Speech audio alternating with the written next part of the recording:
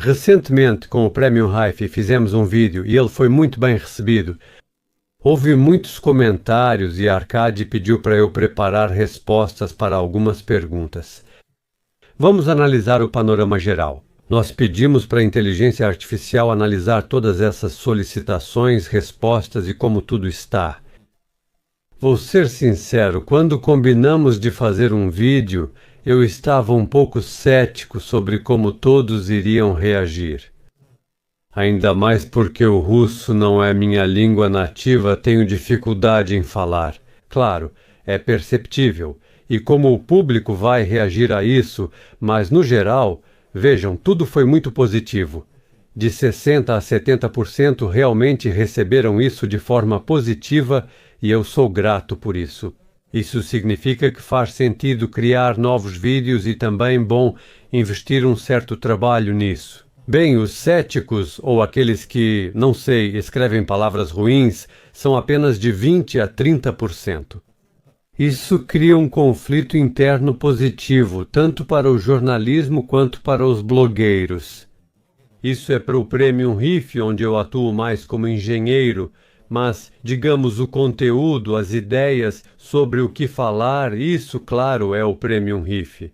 Ou seja, ele escolheu tudo corretamente e eu, do meu ponto de vista, tento aprender o que ele faz, de que maneira, porque isso funciona e assim por diante. Mas, se olharmos pelos comentários e tentarmos agrupar, eu diria que há uma questão principal. Ou talvez duas, mas no geral é uma só. Acho que isso é sobre potência e watts. Houve muitos comentários diferentes e todos acham que não é necessário ter muita potência. Vou focar minha resposta justamente nessas potências, explicando por que isso é tão importante.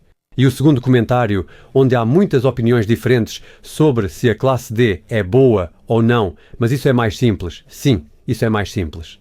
A questão de potência é mais importante. Ela é mais importante, então vamos começar analisando isso. Quando falamos sobre quanta potência, bem, eu poderia calcular, mas o que diriam nos comentários? Aqui, não confiamos nos cálculos. Dá para calcular de várias formas, não tem a sensibilidade da caixa e muitas outras coisas, a distância como a gente escuta. Tudo isso é verdade, mas se pegarmos uma tarefa mais média para termos um amplificador que possa funcionar tanto com caixas pequenas quanto com caixas grandes. As caixas pequenas têm baixa sensibilidade, então precisam de mais potência para tocar bem. As caixas grandes geralmente ficam em ambientes mais espaçosos, então precisam de ainda mais potência. Elas são mais sensíveis, mas funcionam em ambientes maiores. Nós as ouvimos, não a 1,5 metro de distância, mas a 3 ou 4 metros. E como sabemos, as ondas sonoras diminuem proporcionalmente ao quadrado da distância, ou seja, a cada metro, 6 decibéis a menos. E surge a pergunta: qual deveria ser a potência real para que fosse suficiente, tanto para uma caixa pequena quanto para uma grande? E eu selecionei um vídeo para vocês. Esse especialista é um engenheiro, ex-engenheiro da British Broadcasting Corporation, que depois fundou uma pequena empresa. Mas eles trabalham em parte como uma empresa privada, em parte recebem subsídios do governo para investigações. Basicamente, eles desenvolvem alto-falantes especialmente para os mais exigentes em audição, e para a British Broadcasting Corporation quando você precisa de monitores de referência muito precisos. Eles sabem tudo sobre esses alto-falantes. Aliás, eu recomendo esse especialista. Ele não é só um engenheiro, ele é um pesquisador científico e engenheiro, 2 em 1. Ele tem equipamentos muito bons e caros para medir tudo. Ele também tem várias opções experimentais, onde eles encomendam diafragmas para alto-falantes feitos de diferentes materiais compostos. E eles fazem esses alto-falantes, depois criam algumas caixas acústicas, nas quais usam gabinetes bem simples, mas tudo ali é sobre o som. Se restam os últimos 5%, é aqui. E eles têm um pequeno vídeo que mostra, junto com o revendedor, eles medem a potência de pico durante a audição nominal de uma caixa acústica comum. Encontrei um vídeo. Vejam este aqui. Quanta potência de amplificador eu realmente preciso? Às vezes surge no grupo de usuários a dúvida sobre a potência do amplificador. Quanta potência de amplificador eu preciso para tirar o melhor dos meus alto-falantes? E eu recomendo a todos assistirem a esse vídeo. Sim, ele está em inglês, mas você pode ver a transcrição e traduzi-la. Não sei, talvez até exista uma tradução automática. É difícil dizer. Mas, de qualquer forma, dá para entender alguma coisa disso. Mas eu vou fazer um resumo geral para vocês, e vocês podem assistir a esse vídeo inteiro em detalhes. No geral, eu recomendo assistir esse especialista. Ele tem muitos vídeos e temas de caráter educativo, e um ótimo especialista fala sobre os detalhes. Do som mesmo, aqueles que trabalham nos últimos 5%. Os melhores dos melhores dos melhores. Bem, em resumo, vou contar o que eles fazem aqui. Então, eles têm aqui duas caixas de som bem robustas. Na verdade, elas são caras, parecem baratas, mas na verdade são caras. Tudo está relacionado a esses alto-falantes, a precisão deles. Eles têm 2 monoblocos de 1 kW cada e há um medidor de potência de pico embutido quando eles tocam vários tipos de música. E quais conclusões eles tiraram? Eles já estão ouvindo há bastante tempo. Eles escutam desde de 2 a 3, 4 metros. E o cômodo, na minha opinião, é relativamente grande. E o que aconteceu quando eles ouvem esse tipo de música eletrônica onde há um grave forte? Ou seja, a potência de pico durante uma audição normal em volume baixo é de 500 a 700 watts. Um amplificador de 1000 watts mal dá conta, quando eles ouvem, sei lá, um trio de cordas, mas aí nunca passa de 20. E a que conclusão chegamos? Chegamos à seguinte conclusão. Aqueles que dizem, o meu valvulado tem, sei lá, 10 watts e ele soa tão bem. Em certos tipos de música, ele realmente soa muito bem. Mas assim que colocamos a tarefa de que ele soe bem em todos os gêneros musicais, sim, incluindo música moderna, eletrônica. Também existe aquela música boom-tic-tic, onde o boom é forte e o tic-tic é mais fraco, e esses booms realmente exigem potência de pico. Digamos que nosso amplificador tenha, sei lá, 35 watts. Ele corta todos eles sem exceção. Ele não reproduz como foi gravado no estúdio. Dá para ouvir, mas para as válvulas ele suaviza tudo, deixa o baixo macio, mas isso é ruim. Sim, ele não atende a nenhum parâmetro em relação à reprodução fiel da música.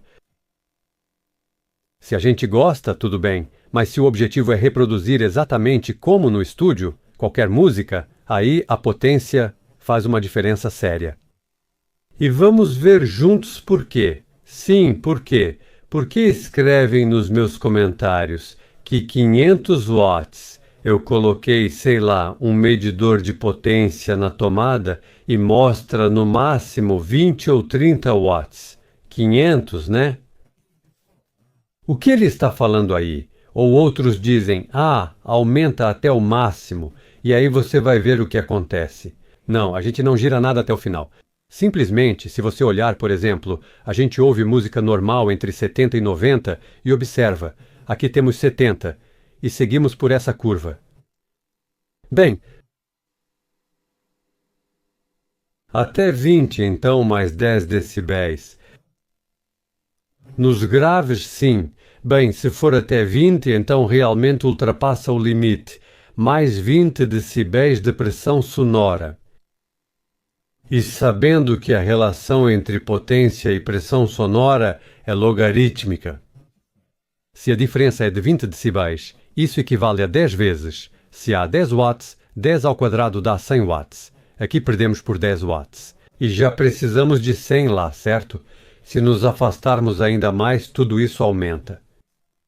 Então, já na gravação em estúdio, o grave é gravado com um nível mais alto, bem mais alto mesmo.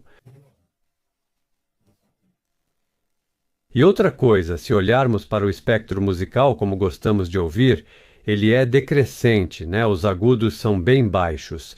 Talvez o Twitter esteja no volume máximo, quando já começa a incomodar os ouvidos. Lá é 1 watt, sim, 1 watt. Em média, bem, 1,5, 2, e aqui a diferença entre 1 kHz e mesmo assim 100, 50. Bem, por volta de 50, 100, onde temos o grave aqui, olha, a diferença é de uns 30, 40 decibéis, né? Esses são os picos, isso é 40 decibéis. Pela voltagem, isso é realmente muito. E acontece que a gente ouve meio baixo, mas o grave está estourando. Também é preciso ter em mente que quando analisamos o todo e controlamos bem uma caixa de som de 3 vias. O tweeter é como uma motocicleta. Se fizermos uma comparação com carros, esse mecanismo realmente repete a mesma física de um automóvel. Se o tweeter é uma motocicleta, 1 kHz é um carro leve, então os graves são como um caminhão, certo? E todo o som vem da aceleração. Então precisamos fornecer uma potência enorme para acelerar rapidamente esse cone pesado e maciço nas frequências baixas. Ele tem tamanho, precisa empurrar o ar, tem um motor grande, uma bobina grande, uma massa relativamente grande em relação a tudo. Então é aí que toda a potência é consumida. E é preciso considerar também que o som é apenas aceleração, ou seja, só durante o tempo em que ele acelera do zero para alguma coisa, esse pico poderoso e curto. Só então é criado o nível de pressão sonora. Se ele se move para frente e para trás, não há pressão sonora, só aceleração. E nós precisamos com esse pico do woofer. Esse pico é relativamente curto. Bem, um desses impulsos dura menos de 1 segundo. Sim, ele tem uma frente e precisa dar um salto nesse período. Você mesmo sabe como precisa acelerar um caminhão para ele começar a se mover, ou até mesmo um carro de passeio quando ele arranca no sinal verde. Olhe para o odômetro. Se na estrada, sei lá, 4,5, 5 litros. Então na arrancada ali é 50. Esses 50 são a potência máxima de curto prazo, muito importante, pois ali se geram 500 watts. Existe outra definição que precisamos entender. São as definições de temperatura. Valor quadrático médio é um parâmetro de temperatura que mostra quanto calor é liberado em diferentes formas de sinal. Nós vemos que se temos uma forma retangular, temos 1. Então, o calor que é liberado é a área interna desse sinal. E se pegarmos uma senoide, a área interna dela é diferente da... Meandrou? E em diferentes sinais isso é calculado. Nós temos o valor quadrático médio e o fator de crista, ou parâmetro de crista, crest factor. Aqui eu tenho uma cola. Ou seja, na terminologia russa, um alto coeficiente de crista é o crest factor, e são dados exemplos. No geral, a música em relação ao senoide, em termos de calor, é completamente diferente. Ela tem picos e depois uma potência constante pequena. E se você comprimir de forma muito rígida, então toda essa faixa se estreita e o crest factor desaparece. O coeficiente de crista alto, o coeficiente de crista muda. Sim, ele consome mais potência, mas por outro lado, caixas acústicas ruins soam melhor, por isso elas são tão comprimidas. E aqui tem mais um detalhe. Quando projetamos amplificadores, levamos em consideração essas necessidades de pico. E quanto mais alta a qualidade da música, maior é o seu alcance dinâmico acústico. Bem, todo o sistema deve ter um grande alcance dinâmico. Nós devemos deixar passar esses picos altos, mas não limitá-los. Assim ficará bom. Este aqui é muito importante. Que outra conclusão podemos tirar? Então, para as senoides térmicas é menor do que para o retângulo, e o que acontece se a gente sobrecarregar? Vamos começar a limitar, então esse sinal vai começar a parecer um quadrado, e o calor gerado vai ser muito maior. Por isso, não devemos limitá-lo. Falo de harmônicos e outros problemas que surgirão. O sistema começa a se sobrepor se a gente ultrapassar o limite ali. E é preciso ter em mente que o amplificador valvulado tem uma alimentação alta. Sim, lá é não sei, 150, né? Nas válvulas maiores chega a 800, mas a potência que ele entrega não é tão grande assim. Eles não são limitados pela tensão. Já os transistorizados cortam como uma faca. Aqui aparecem imediatamente enormes distorções. Bem, tudo é calculado, mas aqui é valor quadrático médio sim, valor quadrático médio, quem quiser pode conferir as fórmulas. Esse não é o objetivo hoje. E aqui está a comparação. Nós temos uma senoide. E tem o sinal sonoro, e essa diferença é de cerca de 8 a 10 vezes. Pelas relações térmicas, temos picos acentuados e depois fica lá, aqui está o valor médio. E aqui está o senoide. E também para amplificadores modernos, especialmente os de classe D. Bem, o que a velha escola faz? Eu apliquei, não sei. Senoide na potência máxima, a proteção térmica foi acionada para mim lá. Na verdade, ele não aguenta porcaria nenhuma. Não é verdade. O amplificador e a fonte de alimentação devem ser projetados para funcionar bem nesses valores de pico. O pico precisa ser visto. Lá, nada, ninguém, nada cai, ele entrega imediatamente. E eles não precisam de potência média. Se colocarmos dissipadores de calor para rodar uma senoide ali, só vai aumentar o tamanho e tudo vai ficar caro. Não faz sentido.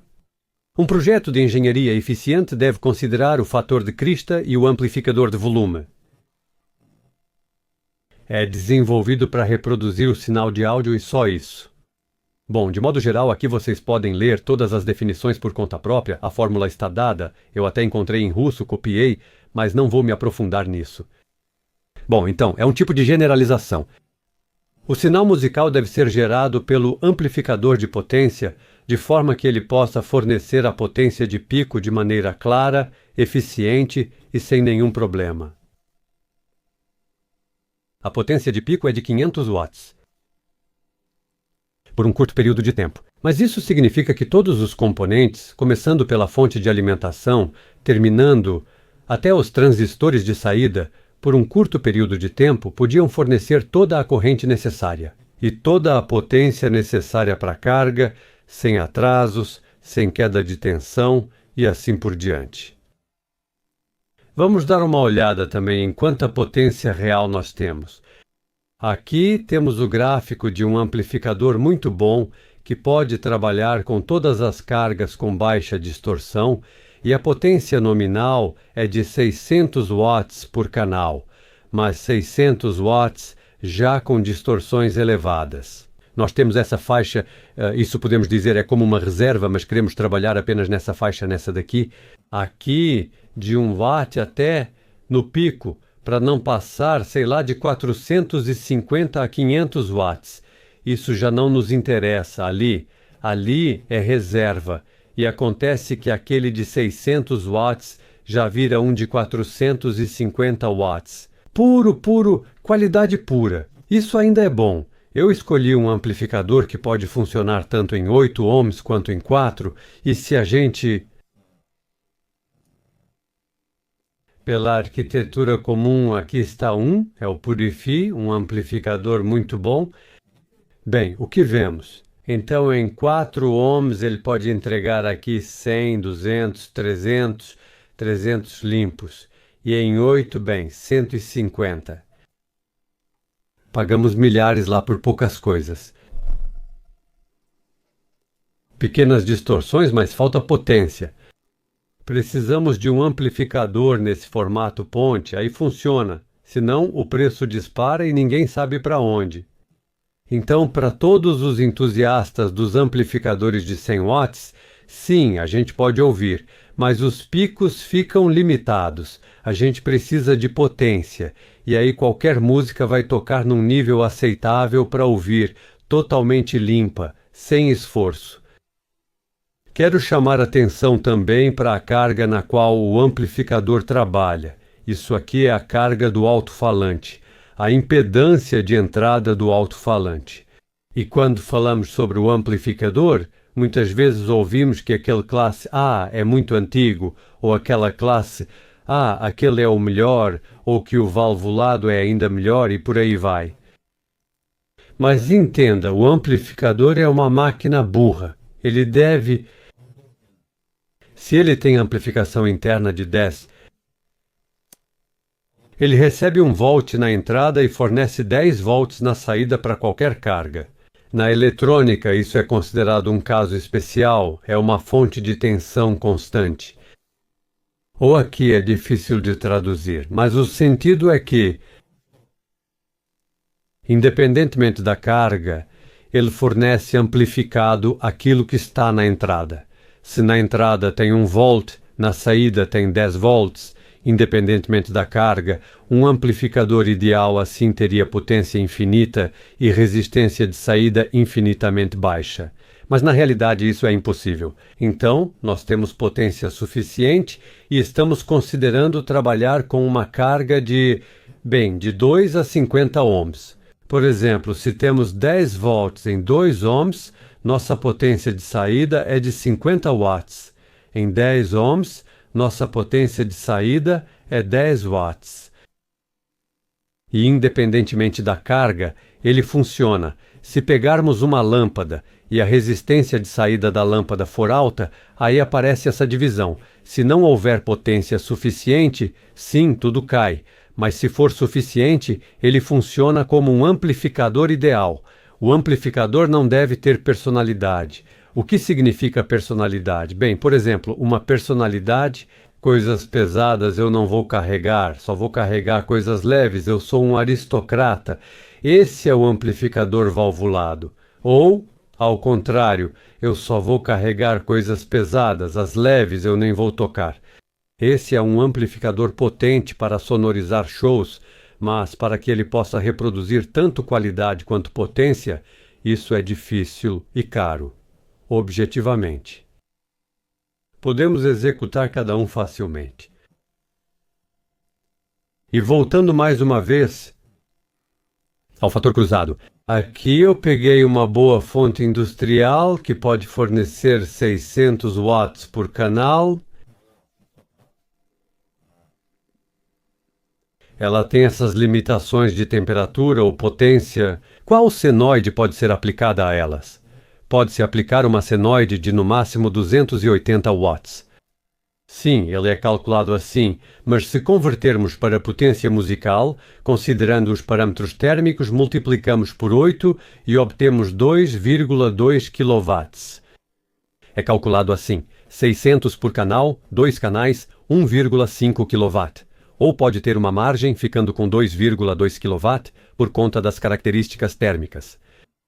Então, se esse 2 vezes 600 funcionar na potência máxima, podemos medir pela rede elétrica. Ele quase nunca ultrapassa 180 watts.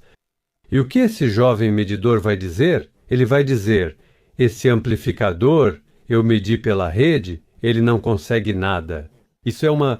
E depois vem uma palavra ruim, só precisa entender a física. E fornecer essa potência de pico é extremamente difícil. Acho que em alguma gravação futura nossa vamos pegar um bloco e ver como os engenheiros lá fizeram de tudo para tornar essa potência de pico realmente eficiente. Eles se esforçaram de verdade. Tarefa difícil, tarefa difícil. O amplificador de potência não precisa gerar um senoide por 5 minutos. O moderno. No passado, era assim para não fazerem trabalho de má qualidade no transformador, mas nas condições atuais, esse é um parâmetro desnecessário. O pico é o mais importante. Se entrar um baixo ali, vai dar aquele impacto, sabe? Agradável, leve e limpo emocionalmente. Potência de pico, isso é muito importante. E quando nos amplificadores modernos é indicada a potência nominal, é a potência de pico, não a térmica, é a de pico, que ele pode fornecer temporariamente. E para concluir, quero mostrar para vocês para onde o mundo está caminhando, ou para onde estão indo os desenvolvimentos em acústica, em som de alta qualidade e precisão, e quais possibilidades essas novas tecnologias nos oferecem, incluindo amplificadores classe D. Isso é Purefi. Muitos conhecem Bruno Pudza, que criou toda a linha Hypex, e depois, junto com outros engenheiros, eles fundaram outra empresa de engenharia. A Hypex permaneceu como uma grande empresa comercial de investimentos. Bruno desenvolve amplificadores dentro da empresa e os outros trabalham com alto-falantes, já em outro nível, mais científico, porque os alto-falantes ainda são um ponto fraco e muitas coisas lá ainda não foram padronizadas. Especialmente todos esses processos eletromagnéticos, com colas, ímãs e assim por diante. Lá surgem várias distorções. Esses caras decidiram resolver o problema e certamente conseguiram. Alguns deles são responsáveis por diferentes soluções de pulso. Principalmente são fontes de alimentação, enfim, as mais complexas. E todos eles lá são CEOs, sim, cofundadores, enfim, todos eles têm participação. Mas essa empresa foi criada como uma empresa de engenharia para várias outras empresas. Eles desenvolvem coisas diferentes e têm projetos de alta tecnologia ou uma loja. Deus sabe como toda essa estrutura de negócios foi feita, mas esses mesmos caras criaram alguns produtos, digamos assim, do futuro. Como tudo vai mudar quando tivermos tecnologias que não limitam em termos de potência? Aqui tem essa empresa aqui. Se olharmos para os produtos, vamos olhar para um intermediário, não muito grande, e o que vemos? Quero só chamar a atenção para a potência aqui. 1,5 kW nessa caixa de som. Caixa ativa, e depois tudo é detalhado lá. Só para obter um som muito preciso, claro, absolutamente exato, o alto-falante é feito menos sensível e os amplificadores têm mais controle sobre eles. E como agora a potência já não é mais um problema, isso era um problema sério no passado. Era impossível fazer isso por preços razoáveis, mas é possível agora. Eles seguiram esse caminho e agora estão criando alto-falantes de um novo tipo e, como estão à frente de toda a indústria, novamente vendem caro. Mas é só uma tendência. Quando me dizem que 500 é muito, 500 não é muito. 500 é bastante conservador. Se você olhar para uma caixa de chão, sim, 3.500 watts facilmente, mas aí existe a possibilidade de fazer alto-falantes muito claros e precisos. Lá nada fica abafado, vai tocar em qualquer volume, qualquer sala vai ser preenchida pelo som. Não digo que alguém precise comprar, apenas aponto as tendências, considerando os preços. Quando você está no auge da qualidade, mas tem outro tipo de cliente, aí são 7.000.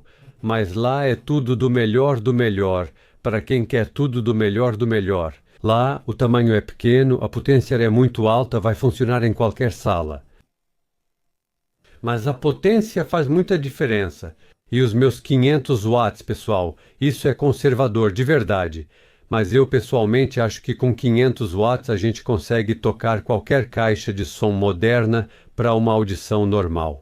Esses são os últimos 2 ou 5%. Será que realmente precisamos disso? Não, para mim não, mas quem precisa? Não existem coisas caras, só existe ganho insuficiente. Eu entendo isso. Mas eu diria o seguinte, 500 watts é uma potência realmente boa. Se você tem isso, você toca qualquer caixa de som moderna, com ótima qualidade. E hoje isso está resolvido.